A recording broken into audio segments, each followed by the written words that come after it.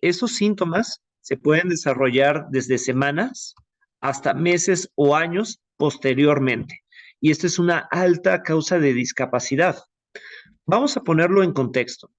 Este COVID prolongado, se dice que uno de cada cuatro personas va a llegar a tener manifestaciones prolongadas por el COVID.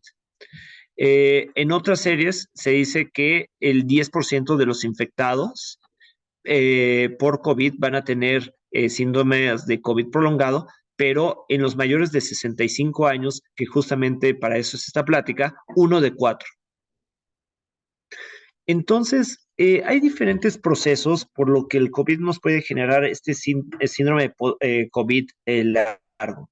Uno, se cree que posterior a nosotros tener la infección aguda, en el bulbo olfatorio, que es en donde entra el virus o se cree que entra el virus, ahí se puede quedar una persistencia del virus, generando una proliferación y una penetración constante hacia el sistema nervioso central y el tracto gastrointestinal. Entonces, por ambas vías pueden penetrar también al sistema nervioso, generando estos síntomas retardados.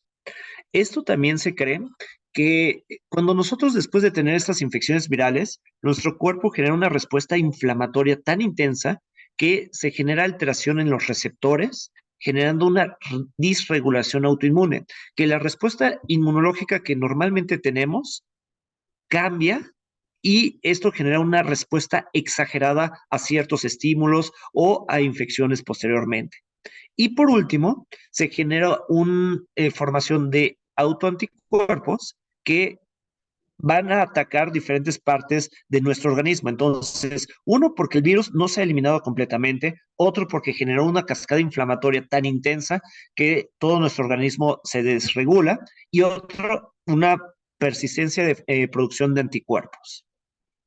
Entonces, para decir, o algunos conceptos importantes para decir de esto del síndrome post-COVID, es que sea primero más de 4 semanas del contagio. Muy bien.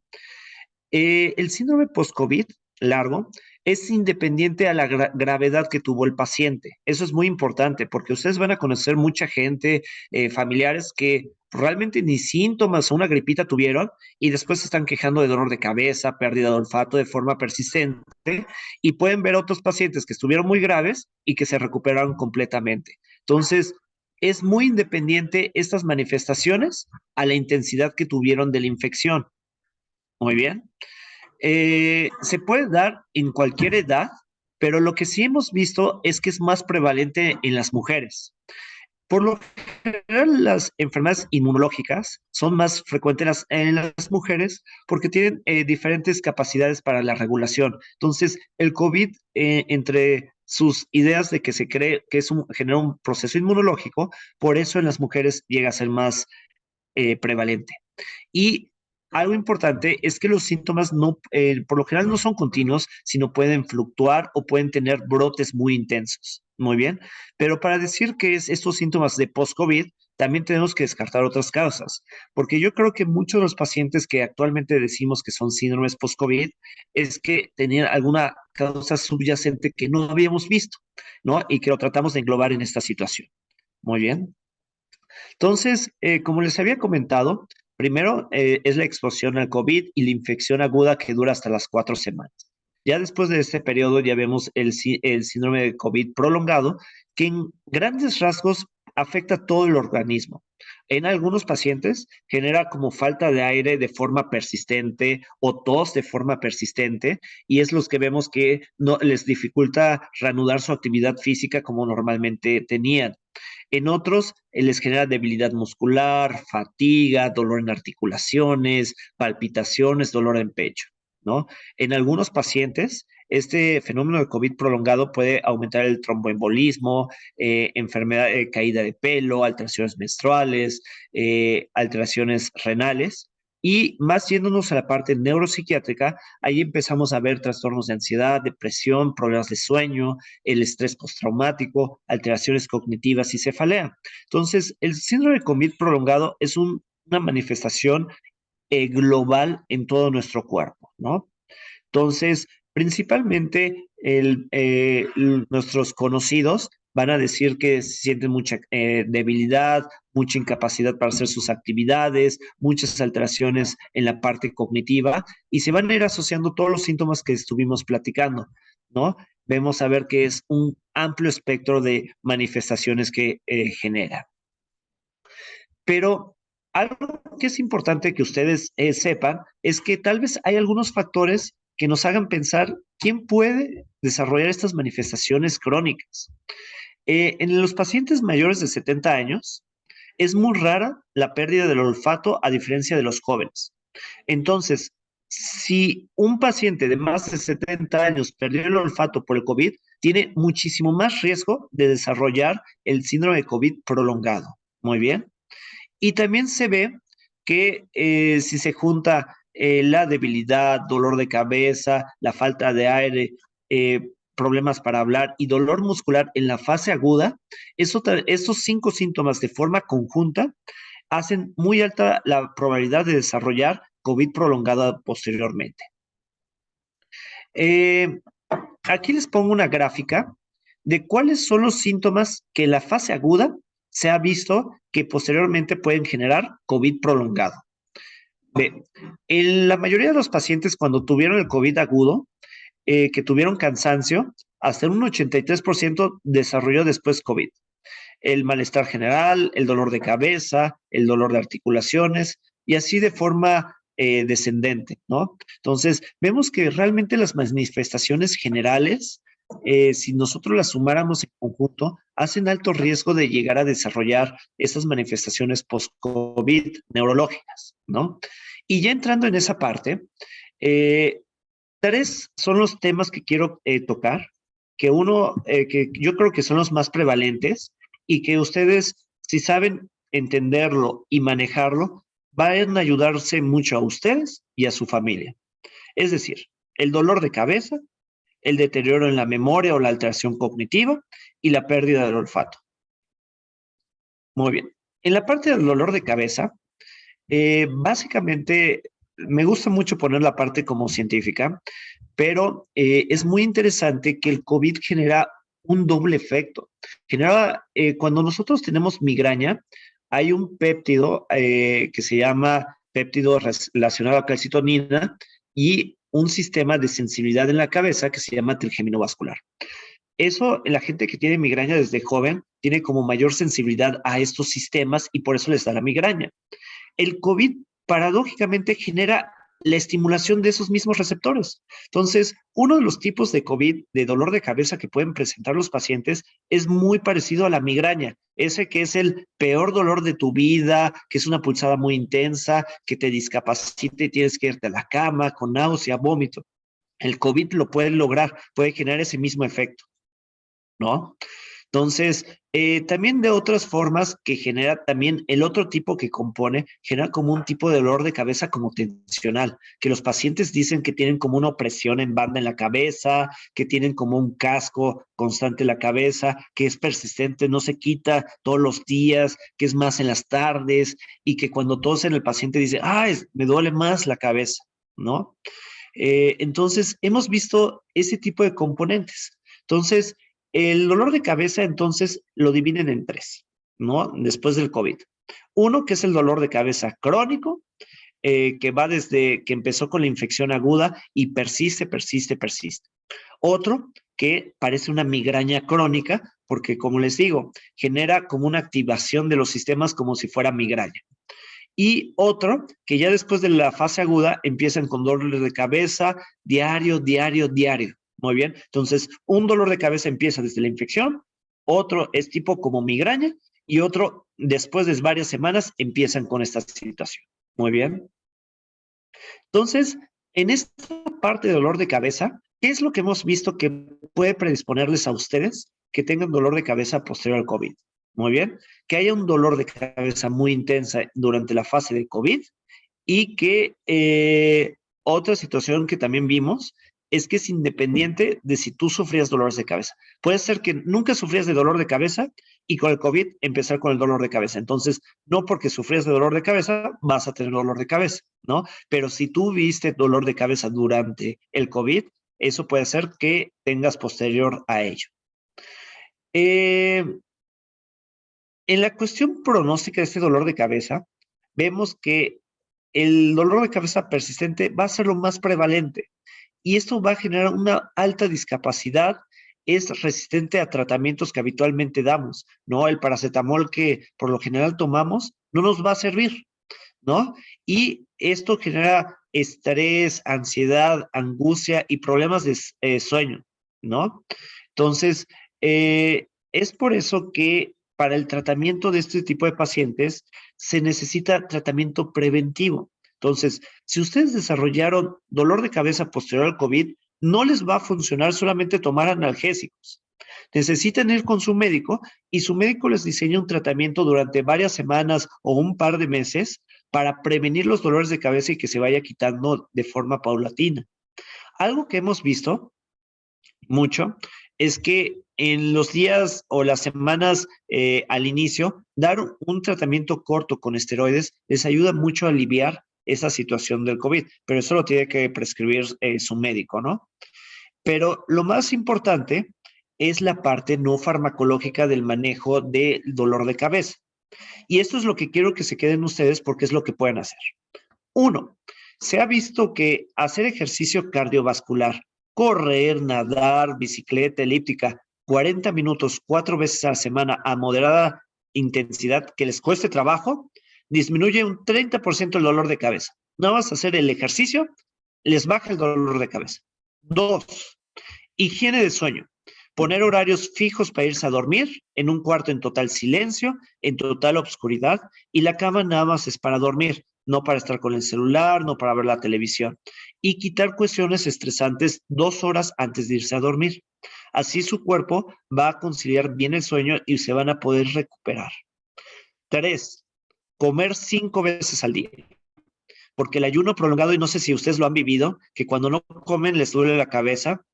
Así pasa en estas situaciones. Entonces, tener sus 3 comidas principales y 2 colaciones, aunque sea una manzana, les va a ayudar a mejorar el dolor de cabeza.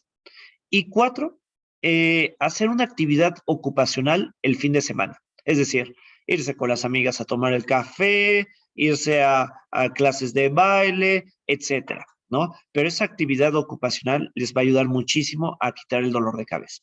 Entonces, mis recomendaciones sería esta parte no farmacológica, acudir con su médico para un tratamiento de limpieza con esteroides y un tratamiento preventivo y solamente en casos muy necesarios usar analgésicos. Muy bien. Entonces, para que ustedes tengan la herramienta para platicar con su médico de qué estrategias se puede hacer. Hasta aquí, ¿tienen alguna pregunta? Muy bien. Vamos a continuar con las otras partes que me interesan y al final vamos a juntar todas las preguntas para que vean qué les interesa.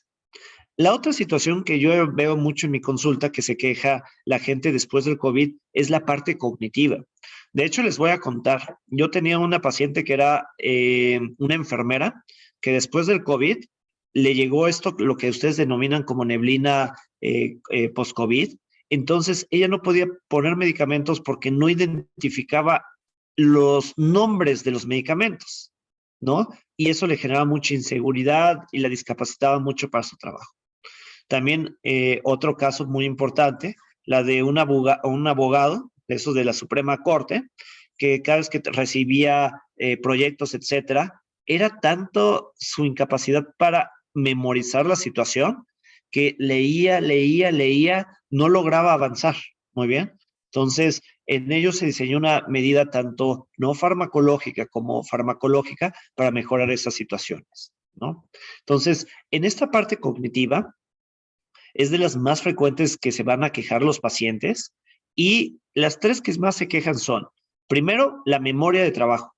La memoria de trabajo básicamente es que el paciente no recuerda por qué bajó a la cocina o qué iba a hacer o por qué, dónde dejó el dinero, dónde dejó las llaves, así como la memoria inmediata, ¿no? La que usamos de forma inmediata para hacer las cosas.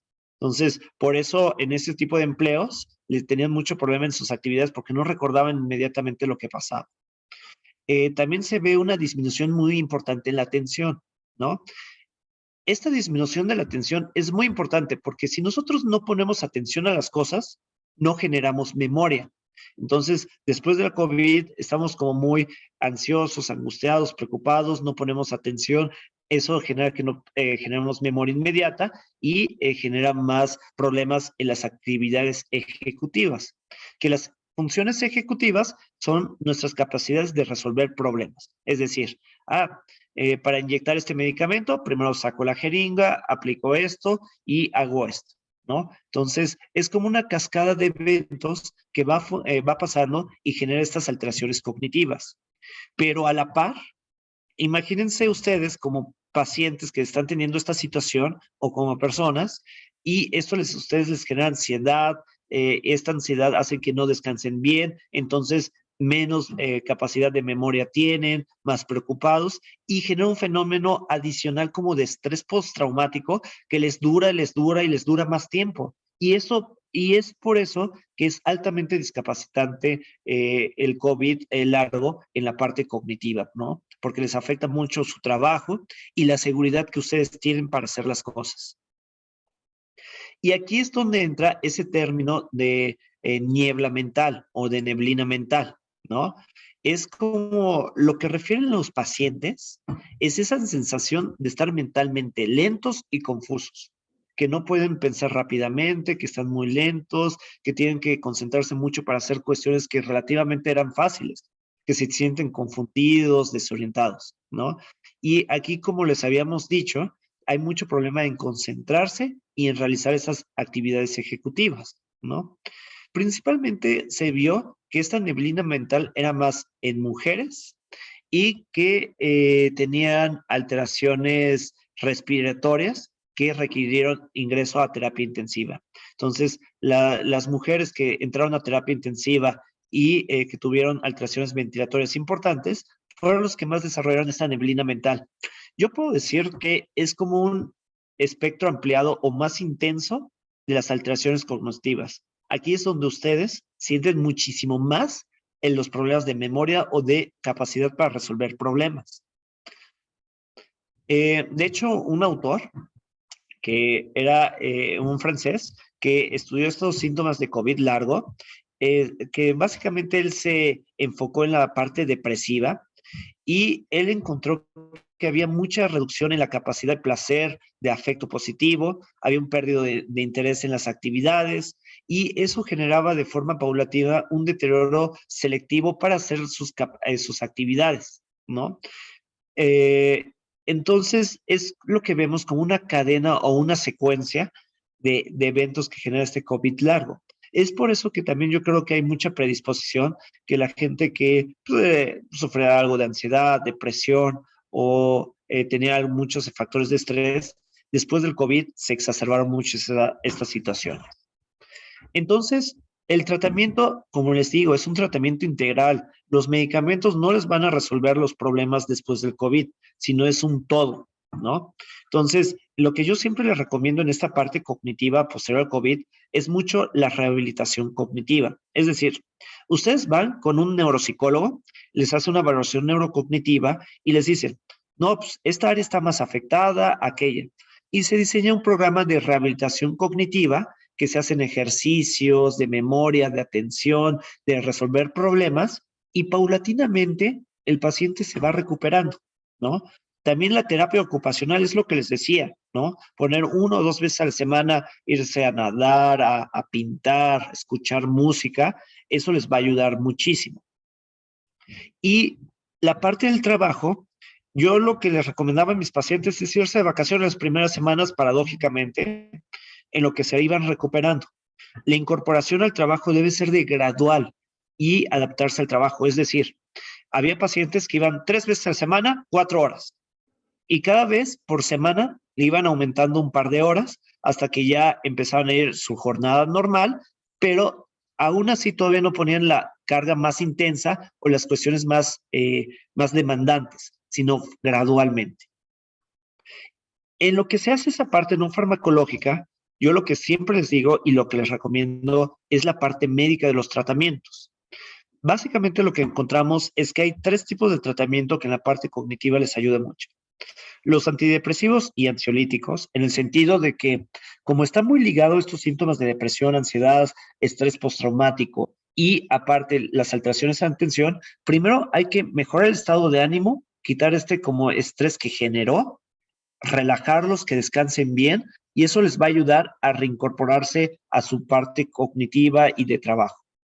En los pacientes que tienen neblina post-COVID, que tienen mucha alteración en concentrarse, algo que le ha funcionado mucho a mis pacientes son los estimulantes, ¿no? Los que utilizamos en el déficit de atención en los jóvenes. De hecho, es una muy buena terapia que podemos utilizar al principio, ¿no? Porque como se quejan mucho de esta situación y eso les genera mucha angustia, rápidamente les damos un medicamento que los estimule, que se concentren, eso les vuelve a dar la seguridad y vuelven a entrar a su trabajo y rápidamente se recuperan. Entonces, es un trabajo en equipo como se tiene que lograr en esta parte. Es como si estuvieras en un hoyo que tú podrías salir de forma sola, pero siempre es más fácil salir con una cuerda. Entonces, el tratamiento médico es la cuerda, pero si tú no haces nada, pues tampoco sales. Entonces, por eso es tan importante ese tratamiento en equipo. Y por último, aquí les pongo un esquema de justamente cómo se da este parte del síndrome de COVID largo en la parte del deterioro cognitivo, en donde vimos que lo de ser mujer, lo de terapia intensiva y que tuvieron dificultades respiratorias fueron los que más se asociaron y que básicamente las alteraciones en la memoria, atención y ejecutivas fueron las más importantes, ¿no? Pero que también había otros síntomas, ¿no? Como alteraciones de sueño, fatiga, ansiedad y el estrés postraumático. Es por eso que tenemos que atender todas estas partes. Muy bien. Otra situación que llamó mucho la atención fue la pérdida del olfato. De hecho, en Internet, en las redes sociales, se generaron grupos de personas que compartían sus experiencias y su depresión asociada a la pérdida de olfato. Imagínense, ¿no? No poder oler las cuestiones que estaban habituadas, que las cosas no les guste de forma adecuada, o también se generaban algunas otras alteraciones gustatorias o olfatorias en donde olían feo, a cuestiones desagradables, entonces era un estímulo muy nocivo. Entonces, es porque justamente, como les había dicho, el virus del COVID entraba por vía respiratoria y justamente había receptores del virus del COVID en el nervio olfatorio. Y de ahí se pasa el cerebro, ¿no? Entonces, estas manifestaciones fueron de las primeras que observamos, ¿no? Esas las vimos desde febrero del 2020 y llegó a tener prevalencias en algunas partes de 1 de cada 5, pero en otros 2 de cada 3 personas tenían este tipo de problema. Lo bueno de la parte del olfato es que el 95% de los pacientes recuperó el olfato de forma espontánea. Muy bien, que no necesitaban tratamientos especiales ni nada por el estilo para recuperarlos, ¿no? Pero justamente vimos que ese 5% de los pacientes que hicieron problemas de olfato se generaba depresión, ¿no? De hecho, es muy frecuente en otras enfermedades neurológicas, neurodegenerativas como Alzheimer, como Parkinson, que van perdiendo el olfato y eso les genera depresión. Entonces, eso fue una gran causa de la depresión que llegaban a tener los pacientes. Y aquí lo que llegamos a concretar o que les llegó a funcionar era suspender el tabaquismo. El tabaquismo generaba más inflamación y generaba mayor inflamación, persistencia de alteraciones, mayor penetración del virus. Entonces el tabaquismo quedó totalmente prohibido. Muy bien. La terapia psicológica era muy importante, es lo que les decía. Había grupos en redes sociales, mucha gente con depresión, hubo gente que se llegó a suicidar por esta situación porque literalmente olían a cuestiones muy, muy desagradables de forma diaria y hay gente que no lo pudo soportar. Por eso la terapia psicológica era muy importante. Y la terapia de rehabilitación olfatoria, que ahorita les voy a platicar un poco de eso. En esta parte de la rehabilitación olfatoria, lo que hacemos es durante un periodo de 6 meses, es lo adecuado 6 meses, lo mínimo son 3 meses para ir viendo efectos. Antes de 3 meses de rehabilitación olfatoria, nada más perdieron el tiempo. Ustedes van a empezar alrededor de los 3 meses a ver efectos, pero el mínimo tratamiento que le deben de dar es de 6 a 9 meses. Muy bien, mientras más, mejor y 2 veces al día. Lo que se hace son agarrar 4 tipos de olores. Lo que principalmente utilizábamos era la rosa, eucalipto, limón, el clavo. Principalmente que sean olores que no sean irritantes ni agresivos, ¿no? Y que sean olores conocidos por la persona, ¿no? No van a poner el del clavel que no, pues, quién sabe cómo huele, ¿no? Y entonces lo que se hace es tú pones el olor enfrente de ambas fosas nasales y respiras de forma profunda durante 10 segundos. Pero lo más importante es pensar cómo huele el olor. Por eso es tan importante el olor conocido, ¿no? Entonces, mientras estás oliendo durante 10 segundos, piensas o tratas de recordar cómo era el olor a las rosas. Muy bien. Después esperas tantito, empiezas con otro olor, esperas tantito, empiezas con el otro olor y así. Yo les recomiendo como si fueran repeticiones, como si fueran ir al gimnasio. 4 series de 10 repeticiones, ¿no? Entonces, hacen una serie, esperan un rato más, otra vez, y 2 veces al día, ¿no? Y con el pasar del tiempo, eso les va a ayudar a mejorar esa parte. Algo que también vimos que les ayudaba en esta parte para mejorar un parte la pérdida del olfato es que utilizar esteroides intranasales, ¿no? La mometasona, el Renelón, etcétera, nos ayudaba a desinflamar rápidamente porque durante cualquier infección viral se genera una inflamación. Entonces, si desinflamamos y no hay ninguna otra cuestión como acumulación de mocos, sinusitis, etcétera, que obstruya el flujo de aire y la percepción de olores, también eso ayuda a los pacientes. Entonces, por eso, esteroides intranasales, lavados nasales, y algunos empezaron a prescribir esteroides orales, pero actualmente se ve que no había un beneficio significativo, que nada más los esteroides y los lavados nasales, dejar de fumar y la rehabilitación olfatoria. Muy bien. Entonces, ¿alguna duda en esa parte olfatoria? Muy bien. Ya por último, nada más comentarles que el manejo de las manifestaciones del COVID prolongado es un manejo interdisciplinario, ¿no? Amerita una valoración por el neurólogo, por su médico geriatra, por el psicólogo, por el rehabilitador, el otorrino, etcétera, ¿no? Y ese es el secreto del triunfo. Es decir, si nosotros hacemos una cosa a la vez, la probabilidad de que logremos llegar al resultado adecuado no es el más provechoso. Entonces, yo sí les recomiendo que si tienen algún problema posterior a un COVID prolongado, es actuar de forma grupal, en conjunto e intensa, ¿no? Entonces, una valoración nutricional para ir sustituyendo alimentos, etcétera, ¿no? La evaluación psicológica para mejorar esa parte, la evaluación psiquiátrica para los medicamentos psiquiátricos, la parte de terapia ocupacional, la rehabilitación física, olfatoria, la rehabilitación cognitiva, ¿cómo se llama? La estimulación, etcétera, ¿no? Entonces, yo creo que ese es el secreto del COVID prolongado, un tratamiento de forma integral. Muy bien. Y por último, cuestiones importantes que quiero que también recuerden, era lo de la higiene del sueño, que fueron las recomendaciones que les hice, que mantener horarios de sueño, estímulos intensos 2 horas antes de dormir y evitar alimentos azucarados o estimulantes antes de dormir. Y en la parte cardiovascular, el ejercicio después del COVID hay que hacerlo de forma gradual. En un periodo de 3 meses, tú debes tener como visualizado que en un periodo hasta de 3 meses poder regresar a tu capacidad física previa, ¿no? Y que ahí el que mayor beneficio era el ejercicio cardiovascular y que se empieza de forma muy gradual y se va aumentando de forma gradual cada semana, ¿no? Y que también es beneficioso incluir un poco de fuerza o de pesas 3 veces a la semana, 15 minutos. Muy bien.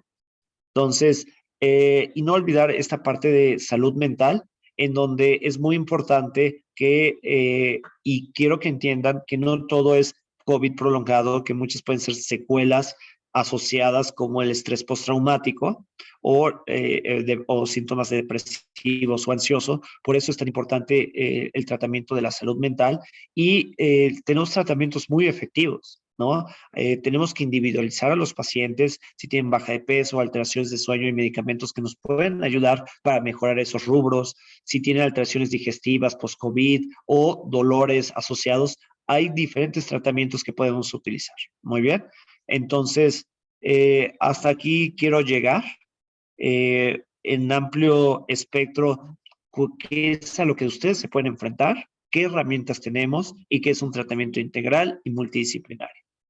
Muy bien, entonces, por conclusiones, es altamente prevalente, altamente discapacitante, es un manejo interdisciplinario, no se desesperen, un buen programa de rehabilitación y terapia ocupacional y reintegrarse de forma paulatina a las actividades va siendo el secreto del éxito de los pacientes. Muchas gracias.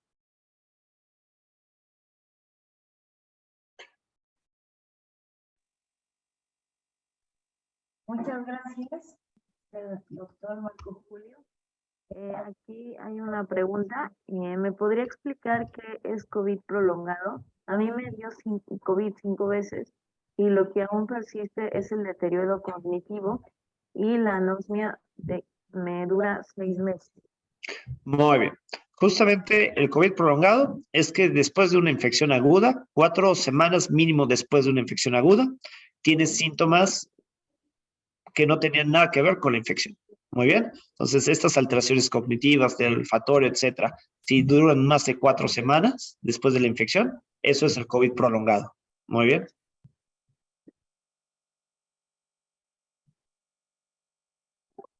¿Alguna